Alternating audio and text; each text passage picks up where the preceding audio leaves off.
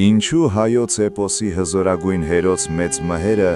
մերկ ձեռքերով կիսեց Սասունի ճանապարհը փակած ահարկու առյուծին։ Սա պարզապես ֆիզիկական ուժի ցուցադրություն չէր, այլ մեր ազգային ինքնության ամենախորհրդավոր գաղտնագիրը։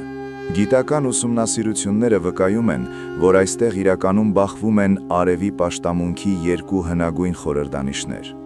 Առաջին պատմական փաստն այն է, որ դեռևս նախնադարյան ժամանակներից հայկական լեռնաշխարհի բնիկների մեջ արևի տոտեմը եղել է առյուծը, ինչն արտացոլվել է ժայռապատկերներում և ուրարտական հավատալիքներում։ Այն ժամանակ արևի աստվածը կոչվում էր Ար կամ Արա, որն ուրարտական արձանագրություններում հիշատակվում է Արդինի անունով։ Երկրորդ վավերագրական փաստն այն է, որ հետուրարտական շրջանում Արդինին վերափոխվում է Արամազդի, արևի աստծո դերը զիջելով որդուն՝ Միհիրին կամ Մհերին։ Հետևաբար մհերն ու առյուծը արևի պաշտամունքի երկու տարբեր դարաշրջանների կրողներն են։ Էպոսի այս դրվագում տեղի է ունենում աստվածների կերպարանափոխություն։ Հին կենդանական արև տոտեմին գալիս է փոխարինելու նոր, մարդկային, հրաշագործ դյուցազաննը առյուծաձև մհերը։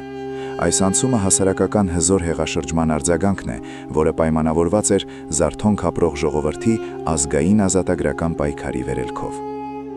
Իսկական ազգային հզորությունը երբեք կույր բնազդի և կենդանական ուժի մեջ չէ։ Անպարտելի է դառնում այն ժողովուրդը, որը հաղթահարում է բնազդայինը և սեփական արևը կերտում գիտակցված ու հերոսական պայքարով։ Անպայման տարածեք այս տեսանյութը և պահպանեք այն, որպեսզի միշտ հիշեք մեր իրական ուժը։